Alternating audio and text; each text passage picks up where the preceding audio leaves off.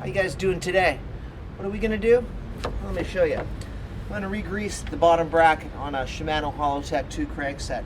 Show you how to do that, what's necessary, and I'm also gonna change the chain ring on the inside because I'm going bike packing. I'm gonna put more weight. I need easier gears in the mountains here in Taiwan. I have a 34 tooth. I'm gonna change the inside ring. So the best way to change the rings is take off the crankset. So we're doing two jobs. If you're here just for the crankset, any Hollowtech 2, Shimano 105, Ultegra 6800, R8000, R9000, R9100, whatever your Shimano Hollowtech 2 crankset is, it'll apply. For taking this off, re-greasing the bottom bracket so it's smoother, and putting it back on. I'm going to do this after. It's an extra job I can do when the crankset is off. So you'll see two things here. The only thing for these chain rings on the Dura Ace is I need a Torx wrench, okay? The other ones, the Ultegra 105, you can get away with basic Allen wrenches. That's what you're gonna need. Allen wrenches, Torx, if it's the Dura Ace, okay? A rag of some sort, and grease. It's a pretty easy job. The only special tool you'll need is this one. It's a special tool to take off the bearing tench adjuster. I'll leave a link right here for the part number. $4 or $5, really cheap. I'll show you how everything goes. Stick with me. Let's get at her. Rock and roll.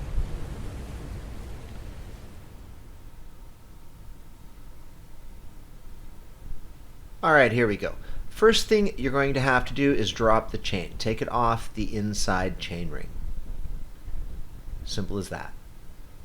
The next thing is take an Allen wrench, find out what size fits, and loosen the left side crank arm.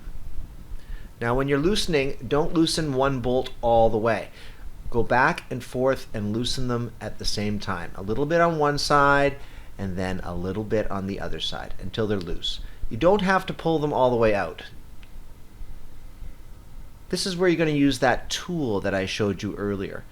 It should be a hand tighten and loosen, so just twist it and take this plug all the way out. That's what puts tension on the bearings. Don't lose it, set it to the side. It's just sort of a plasticky sort of thing.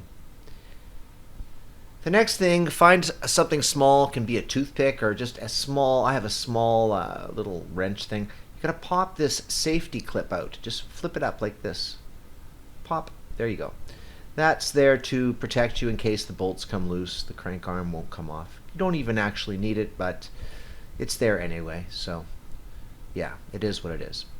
Simply wiggle back and forth. It should pop off. If it doesn't, lightly tap it with something like rubber or wood from the other side.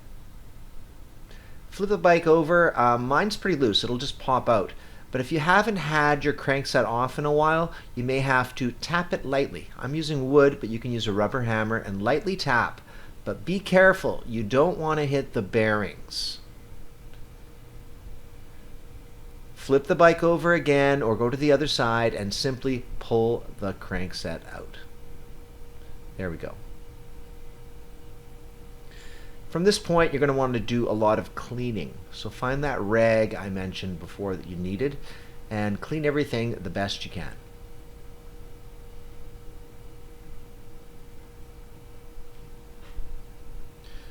Now, depending on which chain set you have or crankset, I'm going to do an extra job of taking the inner chain ring off. Now, you can skip ahead if you're just concerned with the crankset. This is a Dura Ace. It needs the Torx to unbolt in these bolts, I guess you call them, right? Or you can use an Allen wrench if it's Ultegra 105. At this point, also clean around the bottom bracket area. Check your bearings, see if they're smooth still. Maybe you'll have to replace the bottom bracket. Mine are fine. So I'm just going to clean them of the old grease.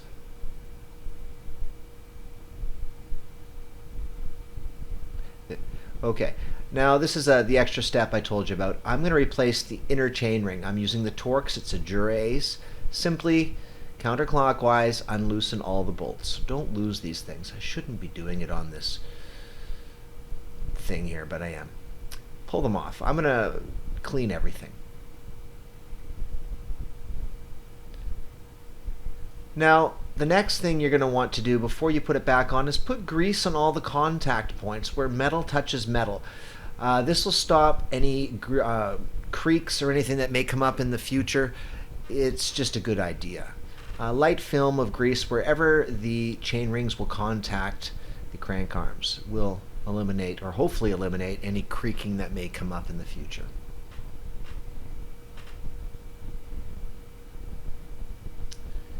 Now when you're putting these back on, there's little indicators. Now this is the outside, the large chain ring. There's a little bump or a chain catcher thing here. That will match up with the crank arm. So there's only one way to put it on. So look for something, that little bolt thing that I showed you.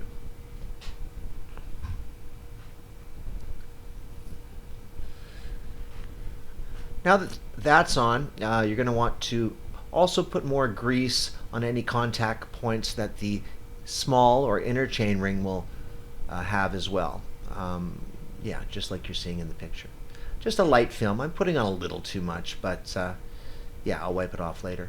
Now the inside one also has an indicator. This is the Dura Ace. There's a little white tab that'll line up with the crank arm. But if it's another one, it might be a little dot, but there'll be something to show you that it should be lined up with the crank arm. Now when you're putting the bolts back on, clean them first and then put a light film of grease on them so that they will come out later if you need to change them again. Also stops creaking. Tighten them. Now not too tight. You can check for the recommended torque settings on the internet. Firm, but not super tight. You don't want to strip these. So as long as they're firm, not cranked, you can see what I'm doing here. That's close enough. Now let's put the crankset back on the bike. We'll start with the drive side, the right hand side. Make sure that you put the chain over the bottom bracket first. I sometimes make that mistake and I'm sure others have too. You'll have to put it back on again. Now put grease everywhere. This is a clean crankset and spindle. Grease everything where it's going to contact the bearings and also the threads on the left side. You can see about how much I'm putting on here. That's about the right amount.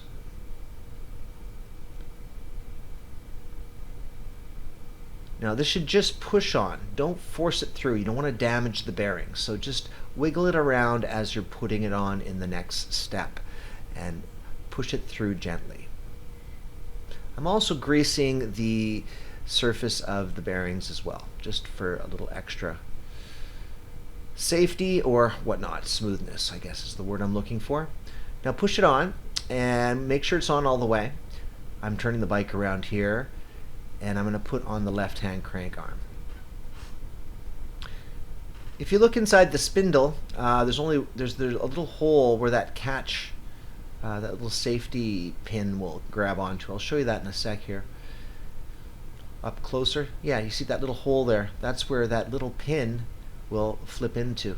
I'm just using a small little screwdriver to flip it in. I can't get my fingers in there. You can use anything that fits. There's no special screwdriver for this, just anything that'll fit in that crack. Push it down. The next step is to put back on the preload adjuster, the little plastic thing. Now don't use any wrenches. This is a hand tighten process. That's the tool that you'll need right there. So just twist it on. Don't crank on it tight. You're not tightening it. This is putting pressure on the bearings. So turn your crank, tighten it. Should be firm. It's a little hard to turn at this point. Wiggle the crankset back and forth. Make sure there's no play. And if there is, tighten it up a bit. It should be a little bit of a firm tightness on this tool. And then when you've got the perfect setting where the crank is still smooth but doesn't wiggle left and right, it's adjusted. Now you go back to the Allen wrench to tighten the left crank arm. The same process. Tighten both sides, flipping it over. Tighten one side a little bit, then the other side.